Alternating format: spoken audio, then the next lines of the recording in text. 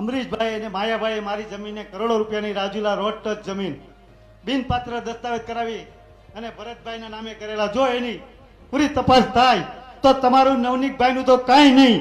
એવું land લેબલનો case લાગે 2007માં. અહીંયા વકીલ સાહેબ મેં બેઠેલા બધાને જોયેલું છે.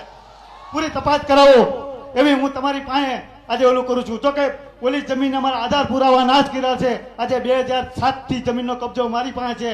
આ ત્રીજો દસ્તાવેજ કોઈ ખાતેદાર નથી. આ જમીન પડાવી લેવા માટે અમરીશભાઈ 2017માં ધારાસભ્ય બન્યા અને 2019માં માયાભાઈ ભરતભાઈ માયાભાઈના છોકરાના નામે દસ્તાવેજ કરેલો છે.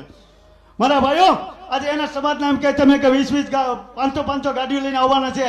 આવો છે જેતુભાઈ અત્યારે કબજો જેતુભાઈની આગળ છે. કોર્ટેનો હક બંધ કરી દીધો છે ભાઈ. પણ તમારા જ બારિયા વકીલ છે, તમારા સમાજના. મારે કેવું પડે, બહુ દુઃખ સાથે વાત છે. છેલ્લા સેટિંગમાં આવી ગયા. મારો હુકમ નીકળી